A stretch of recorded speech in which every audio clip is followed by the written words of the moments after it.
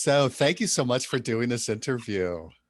Thanks for having me. Yeah. So if we can just start off with, even though your name is on the Zoom screen there, if you could just start off to introduce yourself and then please just launch into your story. Okay, so my name is Colleen Garrick, and I am an alcoholic and an addict. Um, my story. I guess if I was telling my story at like an AA meeting, we usually follow the format of, what it was like, what happened, and what it's like now. And so, feel free to interrupt me or ask any questions as I go along. But, for me, I started drinking at age 12. I came from a broken home, and I've been thinking about this recently with an anniversary coming up. I was wondering, like, people always talk about their first drink. And I don't remember my first drink. I don't remember like having that sip of beer or, shot or whatever it may be and feeling that like relief, that ease and comfort. I just don't recall that.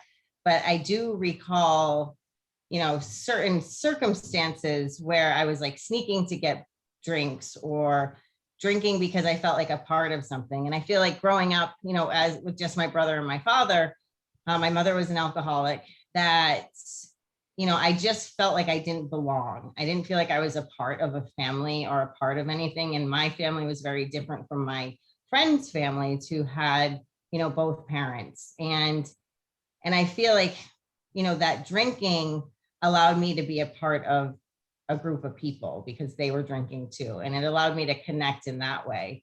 And, going forward through, and we would like drink in the woods or, whatever kids kind of do. But for me, in like high school, it was, do we drink on the weekends or whatever? But for me, it was like, I always drank too much and just never really understood it. And, fast forward to college, I drank and then I started adding elixir of other things, substances to kind of allow me to drink more. And I followed the band Fish around the country, and that's a big drug scene. And, in those moments, I felt like I belonged to something. I finally felt like I had found that family connection that I had been looking for. Unfortunately, that came with a lot of negative consequences. I had a couple of OUIs when I was down in South Carolina for college, and I was found not guilty. And so for me, it was like I had bad luck, but I was also, I was above the law.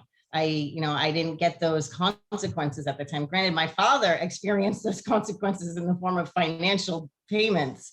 But for me, it was kind of like, oh, bad luck. And I keep doing what I was doing. And, I kind of ran away from college and ran back home just because of those feelings, I guess, of not being good enough, not feeling connected again. When I wasn't drinking or part of like a party scene, I would feel those feelings of disconnection and that insecurity and fear.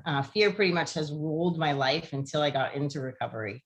And, so I moved back to Massachusetts and I continued drinking the way I'm drinking, and I get into more trouble. And then I moved to Boston, and living in Boston, I don't have to drink and drive. So I'm not experiencing those consequences of like getting pulled over and arrested. So I'm thinking I don't have alcoholism or addiction because I'm now not getting in trouble. And so I don't see a problem. And, eventually my drugging got worse and brought me to a really dark place where I was introduced to opiates. And there's a lot of shame that's attached to that. So, I was actually working at Boston University at the time, and the person I was dating was an addict. I didn't really know it. I was actually studying drugs and behavior while becoming an opiate addict and not connecting the two, just thinking that's not me, that's not me.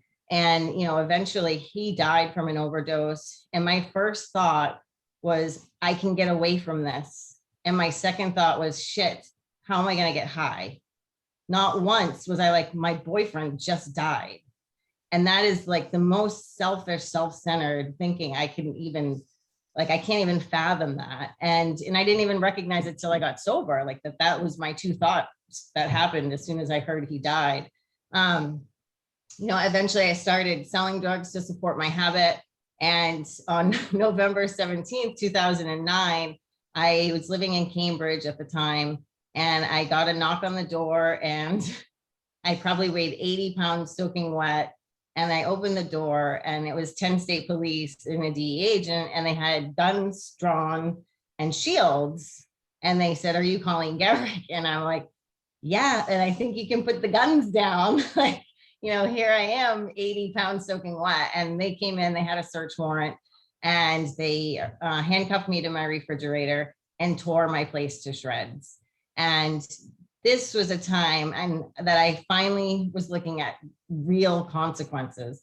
Actually, prior to that November date, I had been arrested for shoplifting in Boston, and I had drugs on my possession. And so I had a drug charge and a shoplifting charge. So I went to treatment in May of that same year of 2009. And I went in there, and I'll never forget, I was so sick. My dad saw it for the first time. He was like, "Whoa, what is this?" Like, just not being familiar with the whole opiate addiction stuff. And I remember when I finally started to feel better and I went to talk to somebody, I was like, "I really feel horrible." And she's like, "Oh, honey, I know how you feel." And I was like, "Oh, are you an addict?" And she said, "Oh, no." And I said, "Well, then you don't know how I feel." And I left that place and I got high immediately. I was there for 28 days. I think I left early, and on the bus ride home, I got high again. And, so that continued to my arrest in November. And I get arrested. They take me into Cambridge. And the whole time I'm in there, all I'm thinking about is, how am I going to get high? How am I going to get high? I'm not thinking about the consequences. I'm just thinking about, like, I don't want to feel sick. And a friend of mine bails me out for $5,000 and brings me back to my apartment. And he looks around and he looks at me. Here I am, a college educated person, although my family was a broken family, it was a good family. And he's just like, "Who are you? And what happened to you?" And I was like, "Get out." He just drove 45 minutes to get me out of jail. And I'm like, "Just get out." And he did. And, I call my father, and he's like, "Honey, you're on your own." He's like, "I just paid for you to go to treatment. You're on your own. And I'm not helping you until you help yourself." And I was also being evicted from my apartment at the time. This is kind of a funny story now. I had one night in the middle of the night, I woke up and I was outside of my apartment in my underwear and a tank top, and I was locked out. And I ended up breaking in, but I broke into the wrong apartment. And the woman's like, "Honey, what are you doing in my apartment?" And I'm like, "What are you doing in my apartment?" And I ended up waking up in the hospital, and then somehow woke up at home with a piece of paper on me that said opiate dependency. And that was like before I was being evicted, obviously. And I just remember being like, "How did I get home? And what are they talking about?" And throwing the paper away, kind of. So it's November, I get this arrest, I'm being evicted, and my dad's like, "Help yourself." And I'm like, I have nowhere to go, nothing to do. And I still, at this moment, was not like, I need to be sober. It was like, I need to not be homeless. So what am I going to do to not be homeless? And I was like, all right, I guess I'll go to detox, because the alternative is homeless in November in Massachusetts. So, because my dad was literally not helping. And so I got myself into detox, and I was there for about 7 days. And then I went to a retreat in New Hampshire where they introduced me to the steps. And I wasn't taking anything serious. I just didn't know what life looked like without drugs or alcohol. And nor did I really want to know what that looked like. Again, because, and I didn't learn this till after, but like for me, I couldn't live life on life's terms. And my solution to being able to live was to use drugs and alcohol. And so if you take that away from me, I'm just left with this like internal feelings of fear, insecurity. And I'm like, how do I live with that and just feel that way all the time? And so I needed something to sedate those feelings.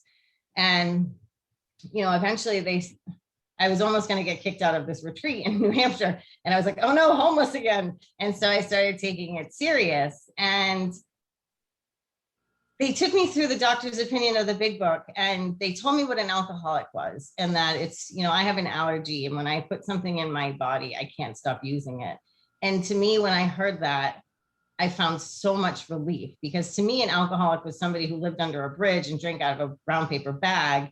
And I didn't fit that. I had college educations, I had condos in the city, I had jobs, I had all of this stuff, all this external stuff.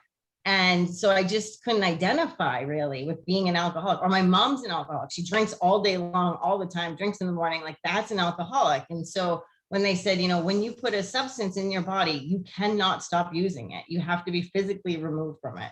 And when you're not using, you have this mental obsession, or you're restless, irritable, and discontent. And, for the body side of it, there is no cure. You just have, it's abstinence. And it's like, okay, well, how do you do that? And when you have the restless, irritable, and discontent going on, and that mental obsession being like, next time's going to be different. You can use just once, all this crazy talk that our disease tells us. And they said that the solution to that was the 12 steps. And then I have a spiritual malady, and that made sense. And, when they were talking about the first step and like being powerless over alcohol, I still kind of didn't get that. I was like, no, like, I'm powerful. I can do all these things. I have all these things to show. But then they talked about that my life had become unmanageable. And again, like for me, I had all that external stuff, but they talked about that internal unmanageability.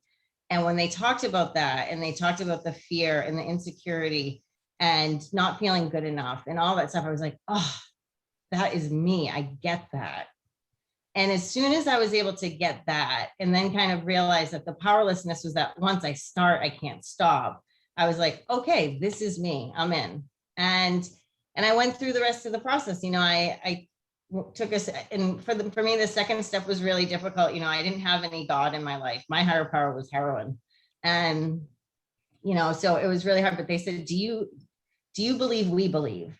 And they shared their stories, and I believed they'd walked a mile in my shoes. And I said, okay. And I believe that their life was better today than mine was. And they were happy, and they were joyous, and they were free. And I said, all right, I can believe that you believe. And, I took a third step, and then I wrote a fourth step. And when I did that, I realized that I did not like who I was. I thought I was this like kind and loving person who was generous and honest. And come to find out, like, I am manipulative. I'm dishonest. I will tornado through your life to get what I want so that I feel better. And I don't care who or how I hurt you in the process. And once I was able to look at that, and I had a lot of inventory, resentment, fear, and conduct inventory. And I just was like, ew. And I didn't like that. And I didn't want to be that person anymore. I always say, like, when I was little, my dad asked me what I wanted to be when I grew up. And I wanted to own the Dallas Cowboys, which clearly I'm far off the mark from that. But I always think of like, so I try to put this with my daughters, like I ask her who she wants to be.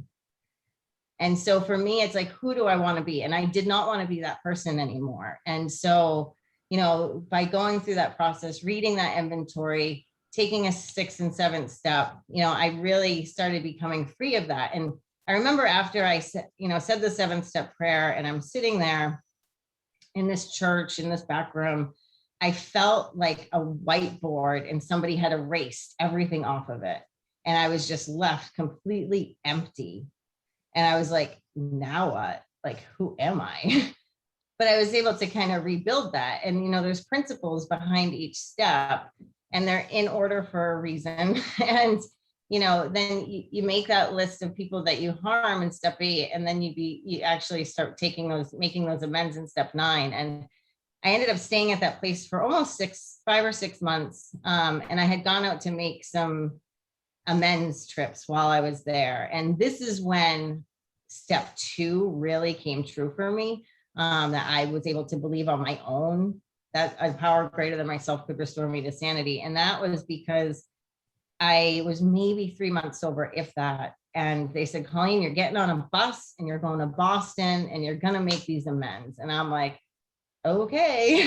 And I get on the bus, and I take the bus to Boston, and I'm going to make amends at Boston University and Fisher College, where I worked at both places. I worked at BU for 7 years. And I get off the bus, and I go where I'm supposed to go. Like, those are my stomping grounds. That's where I used to buy drugs, was like right where I got off the bus. And I just walked through Downtown Crossing and went to Beacon Street and went into Fisher College and sat down with the provost. And I said, part of my recovery is to right my wrongs. And this is how I wronged you, And she's like, you're a drug addict? she said, I can't believe it. She's like, I can't believe how amazing you'd be if you weren't on drugs. And like, she had no idea. And the beauty of that was that when we were done talking, she had actually asked me if she could pass my information along to her uncle, who was also an addict. And for me, that's what it's all about. And so, I made another one at Fisher College, and then I had to go to BU, where I worked for 7 years. And my boss was my mentor, my friend. And at the end, it was really, really ugly. And I resigned before they could fire me. I, really just did a lot of harm at the end of my job there. And leaving on those terms with my boss, who was such a huge part of my life, was really sad. And so I went in and I sat down with her, and I, gave her my spiel and told her how I had harmed her. And, there was a laundry list of things, of dishonesty, manipulation. And you give them an opportunity to share if there's anything you've left out. And I give her that opportunity, and she says, Call, I loved you. And watching you kill yourself like that was really hard to see. And I just remember being like, wow, like, people are good people. And like, my disease tells me that everybody's bad and that everybody's out to get me and the world's against me. And so and then I sat there with her, and she started, and part of making the amends is you have to be honest and answer the questions and be willing to do whatever they're looking for. And we must have sat there for about an hour, and she just asked me questions like, oh, well, the time you weren't at work this time, was it because you were drinking? And I was like, I pretended I had mono for 2 weeks so that I didn't have to go to work. And she was like, did you really have mono? And I was like, no. And so we started laughing about it, and we reconnected, and we're still connected today because of that process. And I continued on that journey, and I ended up getting on the bus that day and went back to New Hampshire, where I was supposed to go. And I remember being on the bus and being like, God is real, because I would never do that on my own. No way. And I continued that process and stayed there for a little while longer. And eventually they were like, Colleen, you need to move to sober living in Portland, Maine. And I'm like, a Boston girl. And I'm like, Portland, Maine, what are you talking about? And I remember being fearful because, that feeling of disconnection and not belonging that I was missing in my family. And I felt at Fish concerts and being connected with drugs. And I started feeling connected while I was at this place in New Hampshire. And when they told me I had to move, I was really fearful I was going to lose that feeling of being connected. And I was like, all right, well, I said I was willing to go to any length, and they want me to go to sober living. So that's what I'm going to do. And I went, and the feeling came with me. I still felt like I belonged. And that was because I finally had God in my life, or a higher power, whatever you want to call it. And I just remember being like, oh, this stuff works. And, I'm in court during this entire time, for the drug trafficking charge. And I just keep doing the deal. And I end up becoming president of the Sober House. And, one of the guys at the Plymouth House was like, become a certified alcohol and drug counselor. And so I got my license for that. And eventually I was sentenced. I was looking at 10 years in prison for my charges, and they reduced some of them due to my recovery. And, there's so many gifts of recovery, but one of my biggest gifts was that I was only sentenced to 3 years. Luckily, I only had to serve 2, but, I just remember being like, wow, like I could have gone away for 10 years because I was guilty, And, on March 8th of 2011, I had to turn myself into Woburn Superior Court and go to prison. And I was full of fear and really afraid that that feeling of connection was going to go. And that I was going to lose that sense of belonging. And to be honest, it did go for a little bit. I got to prison, and they put you in with the worst of the worst when you get there. And I was angry and resentful, and I wasn't doing anything with it. And I was like, I don't belong here. Like, I'm doing the right thing.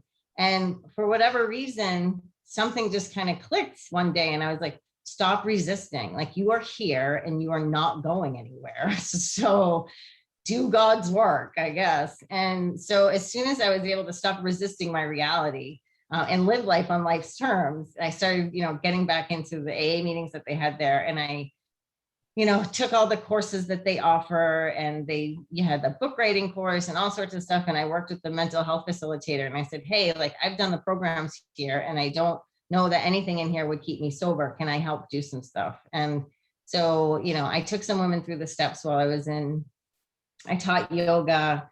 I worked on the crew shoveling the town of Framingham, Massachusetts.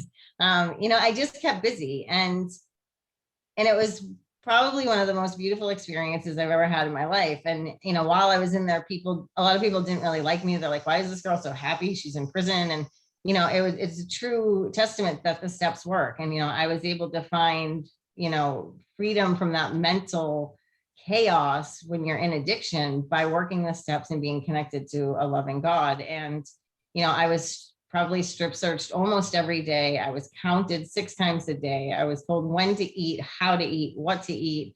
And it didn't really bother me. I just kind of accepted it. And I did everything I could do to be a better person and be as useful as I could possibly be when I was there. And then I finally was released a little bit early, and I got out on March 8th, 2013. And I had to live back in Boston because of my probation. And I was trying to come back to Maine because my recovery community was here, and my probation officer didn't want me to for whatever reason. And I was trying to get travel permits. So we were like fighting back and forth. And, I ended up coming back to Portland, but, I was sober, but I was just sober. I wasn't being connected. I didn't, contact my sponsor. I didn't even have a sponsor. I wasn't going to meetings. I was still practicing yoga, but like, to be honest, like the triangle in AA is very important. And I now know this, but it's got recovery, unity, and service. And for me, if I take one piece of that away, it falls. And, I ended up staying sober for about 8 years, and I had a baby, and I got married, and my husband relapsed, and we lived in chaos, and I was back in fear. And when I live in fear, I make really bad decisions. And I ended up relapsing, and it was so sudden and quick. And I just being like, I didn't even like believe it happened. And I was like, all right, well, like I won't use tomorrow. And I remember the next day I used, and I was like, I won't use 3 days in a row. And I used 3 days in a row. And next thing you know, I have a habit. And now I'm like, how do I get out of this? And the fear and the shame kept me sick for quite a while. I had actually gone to Milestone in 2018 because I have friends that work at some of the treatment facilities here in Portland, and and they would know me from where I went in New Hampshire, and I didn't want them to know I failed. And so I was like, I'll go into Milestone. Nobody will know me because I don't know anybody in there, and I'll come out and life will get better. And I did. I went in and I came out, and my husband was still using, and he wouldn't leave. I served him divorce papers. He still would not leave. There was a lot of chaos with that, and that's on me though. Like I should have made some hard decisions that removed him from my life, but I did not due to fear. And I ended up using again. And so, eventually in May of 2019,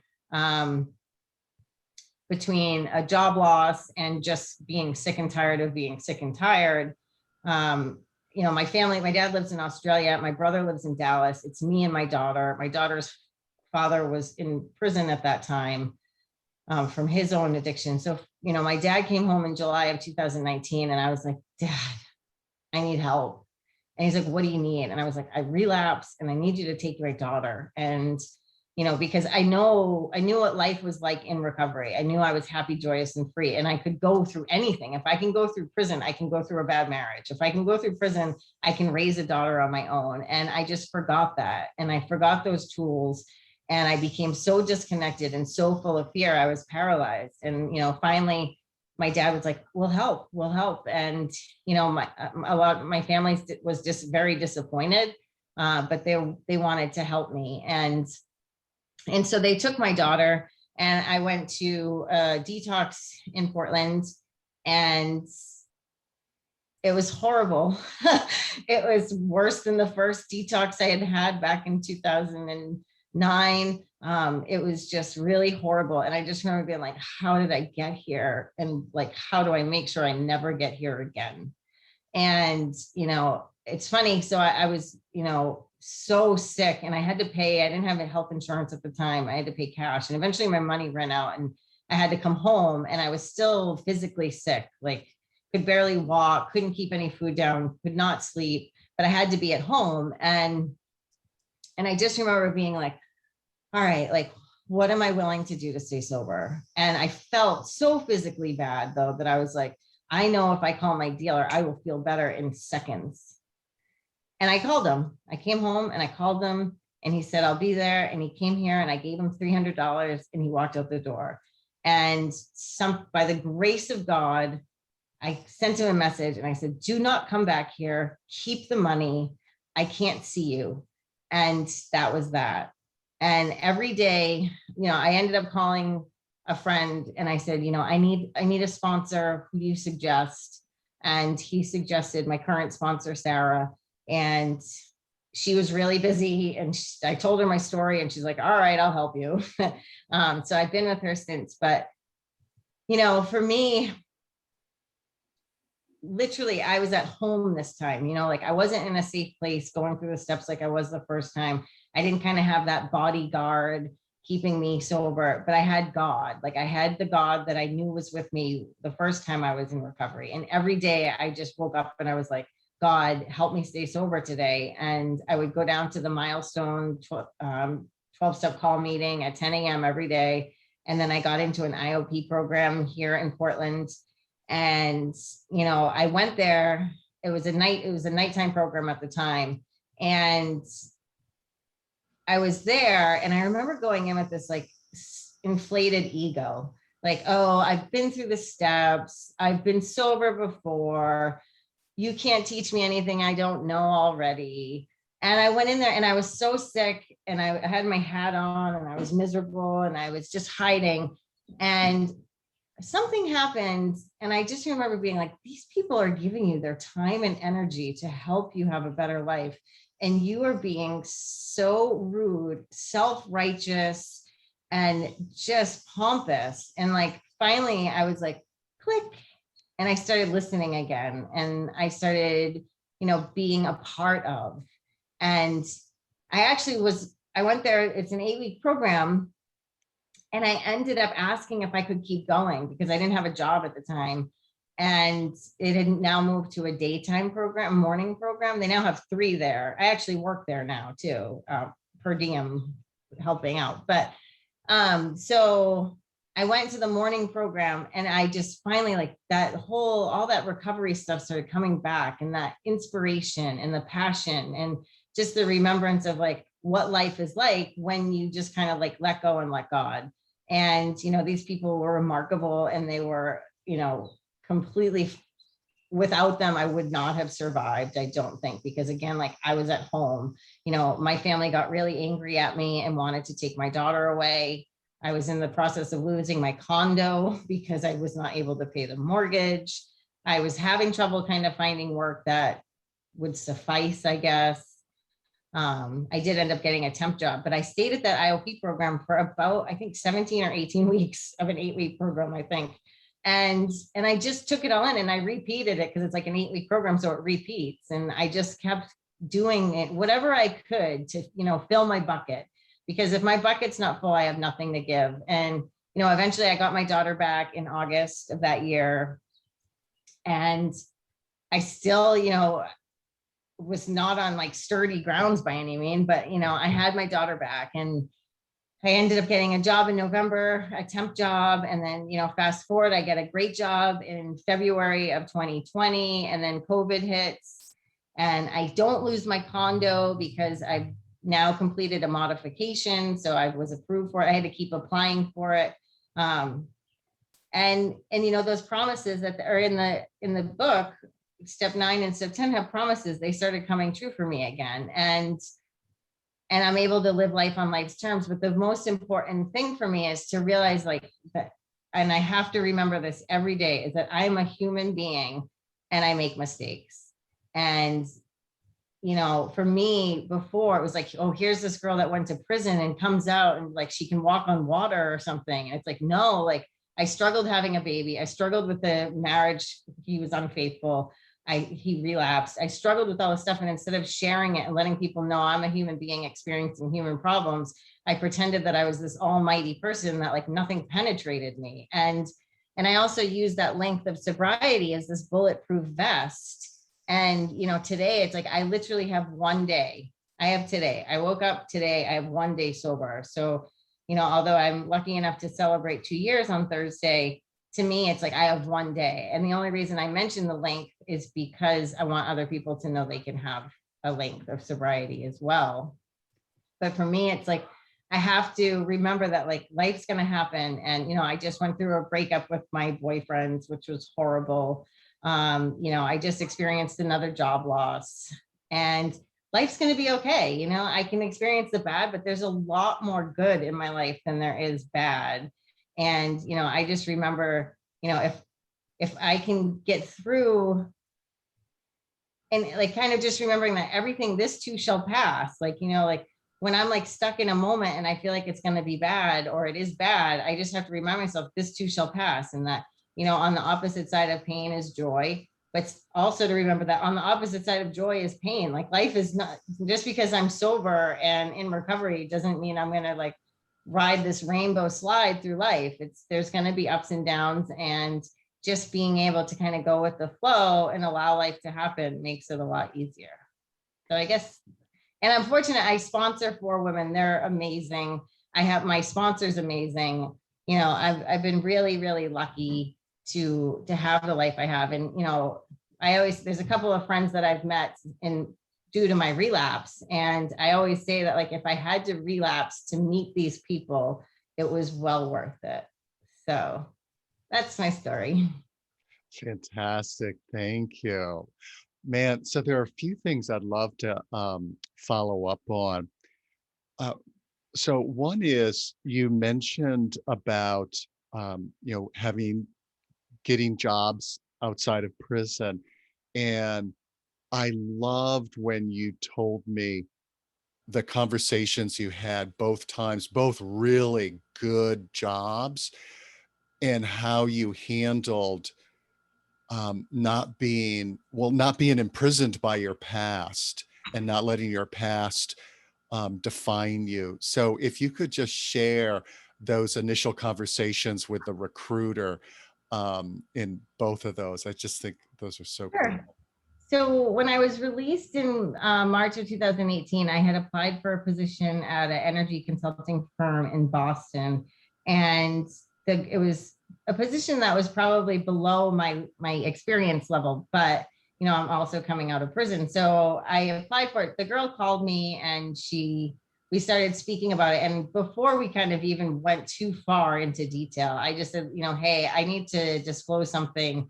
I'm an addict in recovery. I just got out of prison and I just don't want to waste your time. And I don't want you to waste my time. And she was like, oh, well, thank you for disclosing that. I don't know what to do with that, but let's keep talking. Like, she's like, I think you're overqualified for the job. And so we continued on with the process, and I ended up going into the office and met with one of the consultants there. And, we had a great conversation. And when I left, he had said to me, Colleen, even if we don't hire you, you're going to do great things. And it was because, although I've made some really big mistakes due to my addiction, I'm able to see those and do something different around them today. So for me, it's basically taking my greatest weakness and turning it into my greatest strength. And I don't have that shame around it anymore because it's my strength. If I was still walking in fear, if I still, wasn't making amends or working the program and, really applying the principles to every area of my life, then it would be a much different story. But because I put my best foot forward, some days my best foot forward isn't as good as other days, but it's the best I have for that day. And I still make mistakes, but, I can't carry that shame around because it's just going to hinder me. Fast forward when I applied at my last job that I was just let go from for it not being a fit really. Likewise, the same thing happened. I sit down with them, I have this conversation and I just say, I need to disclose to you because you're probably going to do a background check anyway. I haven't been in a situation where I have to check, like, do you have a felon? Are you a felon or, a felony background? I just disclose it because to me, like, being my authentic self is very important. And, so I just disclosed to them that was my background. And, I have, again, turned that into my, greatest strength. And, they were very accepting of me and, of everything. And I think most times people are really impressed, I guess. I don't want to put words in people's mouths, but I feel like, today I actually had an interview with somebody, and I disclosed this as well. And she had said, thank you for being vulnerable. And, it's important to me to just be my authentic self. I can't really compartmentalize, like, this is one piece of my life, this is another piece. For me, it's like, this is who I am. And for me, if, like, I'm supposed to be in that position, I'll be in that position as myself, not as somebody I'm not supposed to be. That's great. Thank you. Another area that I'd love to follow up on is your experience in prison. And you talked about, like, fear running your life. And if I'm really interested in hearing, I'm sure of those watching this, interested in hearing about what was that like for you at first and the fear that you had, and how did that transition? And if you can also, this relates more to the that I'm different than others, or I couldn't be that bad theme that you talked about early in the years of addiction with you, but it relates to the prison story. Um, that if you can share with viewers what the other prisoners thought about you, and that line that I love so much, why you didn't belong there. So the fear why you don't belong there, and then more about how you created a beautiful experience for yourself, words that you used, like off air, so to speak, and that freedom theme that we talked about that was so Sure. inspiring. Yeah. So I guess, like, I don't really know what I guess that for me, the fear was like, what's going on? What am I missing? And, like, real life is happening. And here I am in prison. And, like, my whole fear was, like, fear of the future. Like, what's it going to be like when I get released? And that fear was and also resentment was keeping me in a place of almost like denial and lack of acceptance of what was really happening. And the longer I sat in that, the more angry I became and the more fearful I became. And I actually was reading a book, New Seeds of Contemplation by Thomas Merton. And in it, it says, God loves a tree for being a tree. And it's like, he doesn't love a tree for trying to be a bush. He loves the tree for being itself. And I don't know why it spoke to me, but it finally, like, just offered me this aha moment that here I am. And, I guess part of it too is, like, there I was with other criminals who were worse than me, I guess, and, the line that you like so much, so I had an interaction with an inmate, and she came up to me and she said, what are you here for? And she said, fraudulent Mary Kay products. And I said, me and my ego were like, no, drug trafficking. But, it just goes to show that, addiction does not discriminate. I do not look the part of a drug dealer, probably not really of a heroin addict either. But, my truth is that I am an addict, and my addiction has brought me to some pretty ugly, ugly places. But, so I think my experience in prison was beautiful because I was able to, again, just accept my situation and be like, this is where you are. You are literally not going anywhere. You can't think your way out of this. You can't buy your way out of this. I literally was powerless and could not do anything about it. And so as soon as I could start to be useful and really, just be like, all right, God wants me to be here. So I'm supposed to do something. So let's do something useful. And, I'm sure not every day was rainbows and unicorns, but for the most part, it was a beautiful experience. And, at 6 a.m., they're like, count time, stand for count. And I stand up for count and I have a smile on my face. And, you know, and I think, the piece about like, sometimes people not identifying with me if I'm sharing at a meeting and I'm like, oh, I've been to prison, I've been arrested a million times. I mean, I started getting arrested at 16 years old, I think, for minor in possession.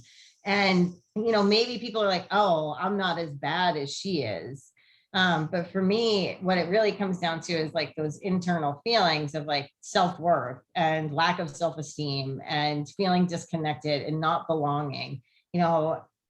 I feel like everybody just wants to be a part of something. And, AA does a great job of really connecting community together and just allowing everybody to identify. And I think sometimes, in early recovery, and even when I was early in prison, like I could not identify with the other criminals, or I could not identify with the other people in AA because I was constantly comparing myself to them. And when you compare yourself to others, it's your ego, and you're either way better than someone or you're way worse than somebody. And for me, my recovery kind of centers me and brings me into balance. And it's like, all right, pain is pain. We all feel pain. Love is love. We can all feel love if we're open to it. And when you're able to kind of just, be in the middle, and instead of like better than or worse than or less than, it just makes everything a lot easier.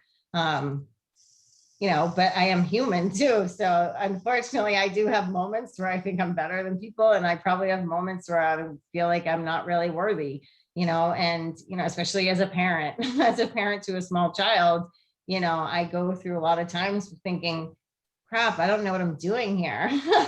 But I do the best I can. And I trust that my daughter also has a higher power, which kind of helps me in situations as well.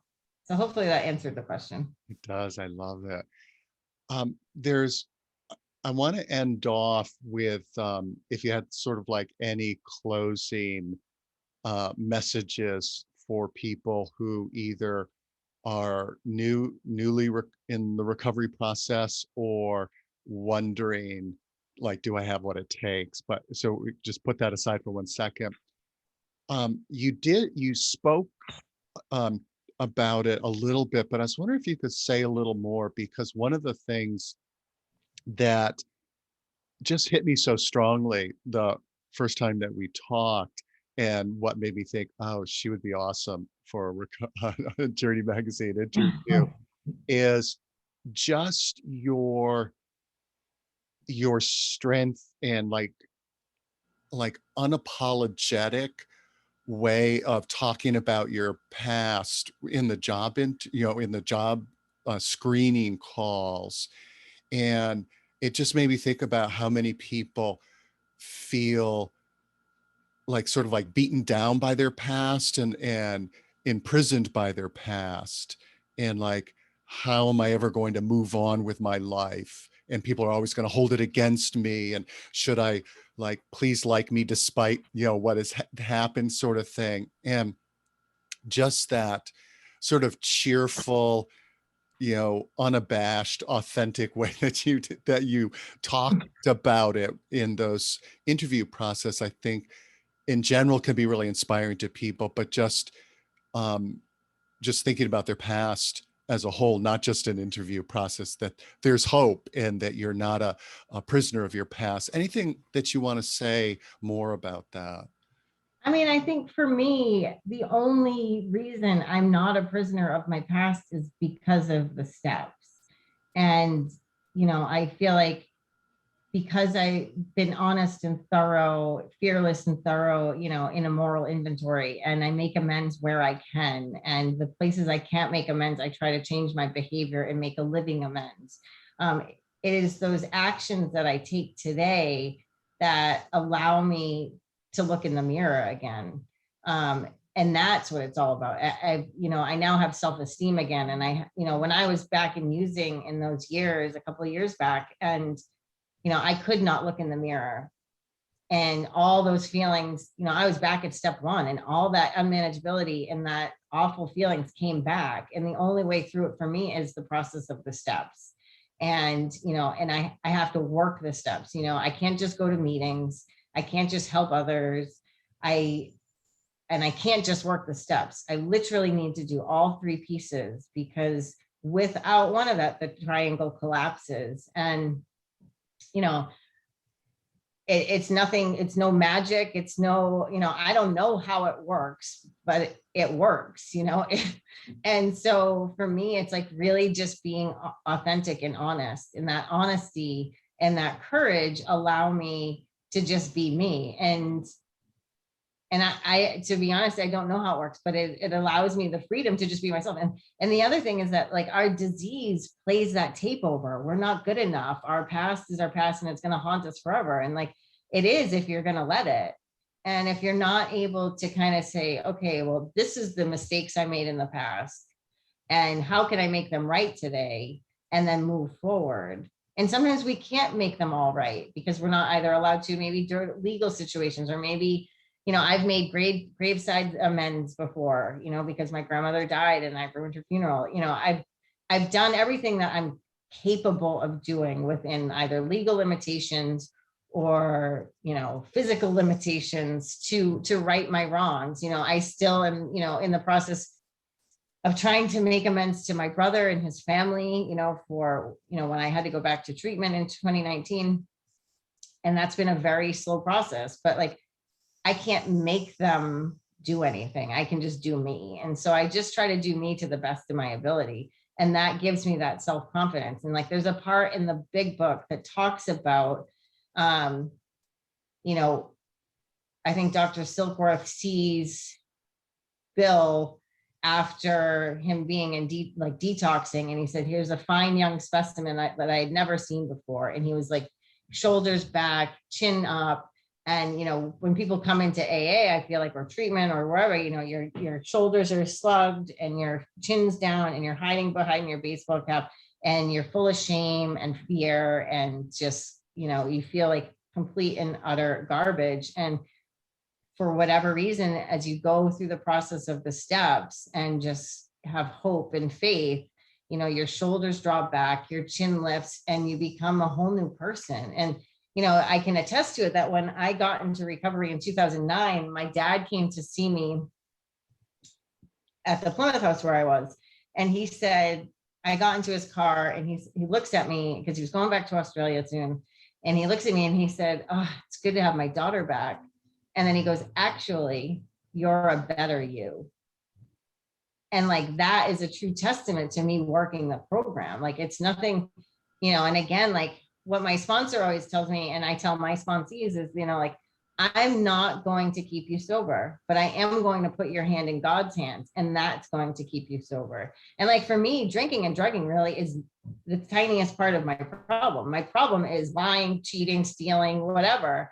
And it's like, well, how do I, or, whatever my character defects are, but that's my real problem. And so, going through the steps, and especially for me, like continuing on steps 10, 11, and 12 on a daily basis, continuing to take that personal inventory, and for me, it's almost like, if I'm thinking of doing something that's wrong, I know ahead that not to do it, so that I don't have to make that amends in the second half of step 10. If I'm thinking it, well, okay, stop it there. Not be like, okay, well, I can do this and then I'll make amends for it. It's like, no, for me, it's that awareness, and all that stuff gives me courage to be authentic. That was a long-winded answer. That's great. That's great. And just to wind up the authenticity piece here, I loved what you shared about the interview this morning when the lady said, thank you for being vulnerable. I think I can imagine those interactions that you've had, not just in the job interview, how they encourage other people to be more self-accepting and willing to be vulnerable. It's like, wow, she can do that. Maybe I can too. So the ripple effect that you're being that way. Yeah.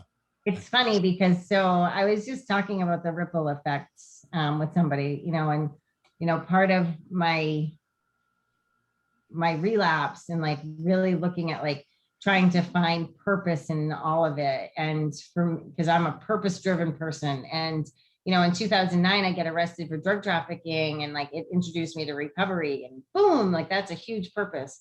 But it's like 2000 and, 17, 18, 19, that those 2 years that I was out, it was like, what was the purpose of this? And it's like, all right, well, the purpose is like, when I don't put my recovery first, I get really sick. And when I get really sick, I make really bad choices. And that ripple effect impacts my family, my daughter, everybody, my employer, just so many people. And, today it's like with my recovery first, I'm still human and make mistakes, but I'm not sick, and I'm able to make good choices. And those good choices have that ripple effect. And one of my sponsees' mom wrote a letter and basically was letting me know, that she can sleep at night because of me. And I'm like, it's not because of me, it's because of, God and whatever. But, I'm able to help her daughter, with her journey in recovery. And so like, sometimes we don't even think about the ripple effect, that positive, like I wasn't even thinking about how I impact her mom. I was thinking like, how can I help my sponsee? And that ripple effect is just huge. And, like her mother sleeps at night, her children sleep at night, and then all those people they impact, the ripple effect is enormous, and we don't even think about it. I love it. And so in closing, any final words that you want to say either to somebody who's wondering if they should um, look at their substance use, or somebody who's early on in recovery and like, can I do this kind of thing? I would think if you're sitting there wondering, can I do this? I would say, what do you have to lose? Because, and look at like the lengths we're willing to go to get high and to drink. They're enormous. And think of all the damage they do. So think if you could just, and again, like this all started for me because I just didn't want to be homeless. I didn't want to get sober like at all. And I did, and it was beautiful. And, today my life is beautiful, and it is everybody who's, an alcoholic or an addict is eligible for this. It's not, I don't have a monopoly on recovery or, this wonderful way of living. It's been around since 1935. And it's, anyone's eligible if they have a desire. So I would say, if you're sick and tired of being sick and tired, well, then give it a shot. What do you have to lose? Because if it doesn't work and you don't like it, you can always go back and get high and drink again. That's great. Oh, so thank you very much. Thank Yeah, this is you. fantastic. So I'm just gonna